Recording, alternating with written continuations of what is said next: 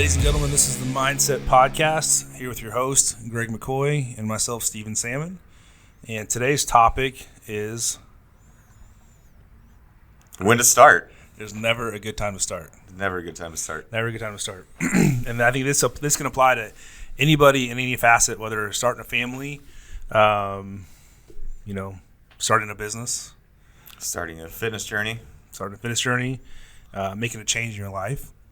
There's never a good time to start. Yeah.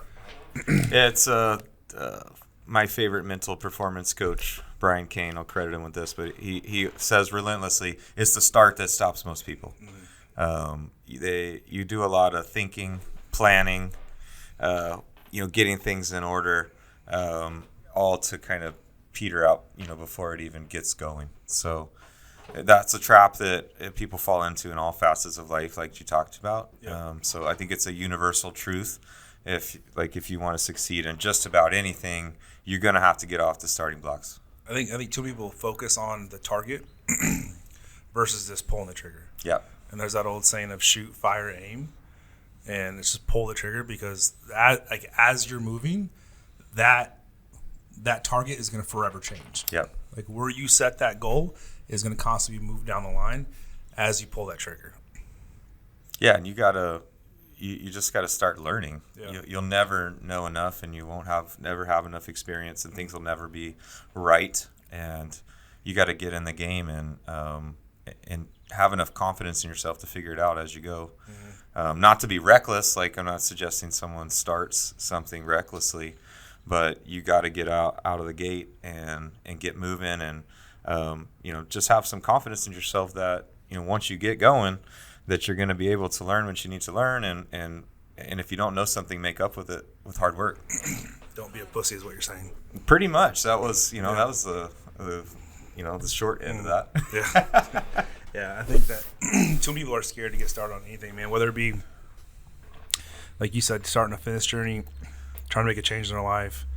So let's talk about this. Let's talk about how do you make the first step? Like, what's the first step to take to make a change? Before we do that, though, I think because I talk to a lot of clients about this when they get going, they're scared to start, and a big reason that you got to address is they're afraid to fail.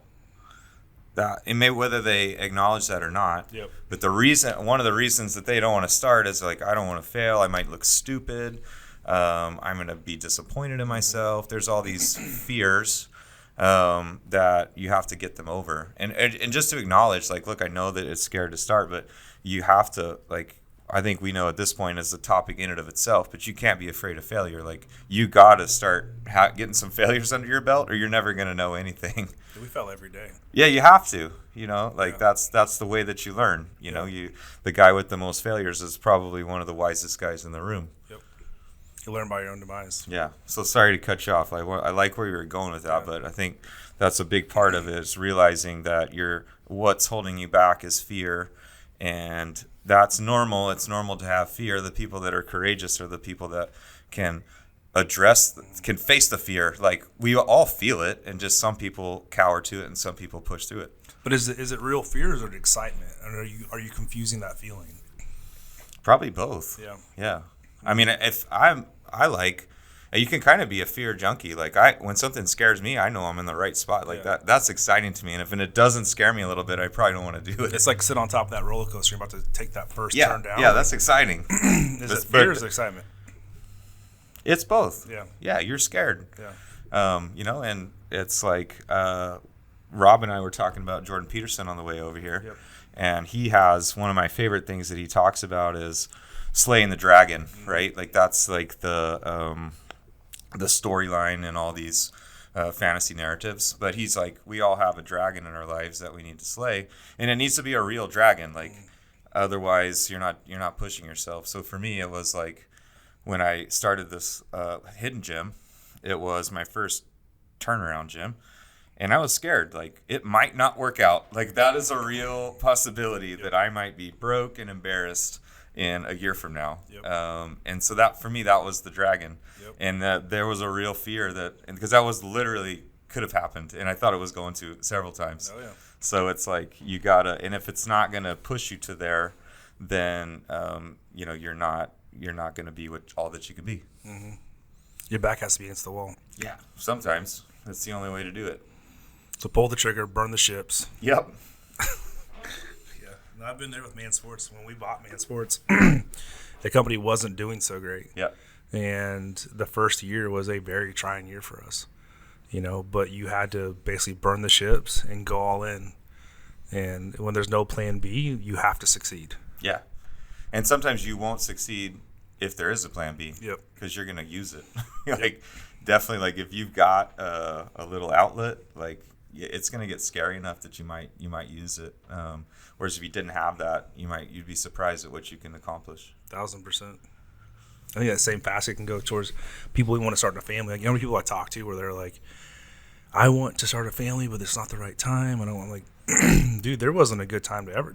Nobody's ever had a good time to have a kid. I mean, unless you have some phenomenal success at 25 years old, you're probably not ready for a baby until you're 60. And then at that point, you're out of your prime, right? I'm 10 years in, and I still don't think I'm ready. I agree. Yeah. I wonder how you do it every day. Steve is responsible for leading two kids' lives. Yeah, absolutely. So shoot, fire, aim. So what do you think the first step is to starting a change or making a change? I think you need to take some early actions. Yep. What is the smallest step you can take? Take a step and take your next step and start to build some momentum. Mm-hmm. And a lot of people want to, I know we talked about it before, but a lot of people want to wait until they're motivated to take action. And when in reality, and this is science, this is mental performance science, it's proven that motivation comes from action. Yep. So you're going to get motivated once you're moving. Yep. If you sit there and wait for it to hit you, you're going to sit there for a while. And that's, I guess, why many people don't start. So take the first step, one foot in front of the other, even if it's little things. So I think that's the first step, is you just got to get moving. Body's in motion, stay in motion. Yeah. What do you think? First step? You agree? Or yeah, just pull the trigger. I mean, that's always been my whole. Anytime I have an idea, I'd go 1,000% at it. Yeah. Have you been burned with that mentality? All the time. All the fucking time. Yeah. But because of that, we're able to move quick. Yeah. And when we move quick, it's all about execution. There's no original idea. There's no original idea that you have or anybody else has or anybody in this world has. Everybody's had that same idea so many fucking times, but it's who gets off their ass and executes. Yeah.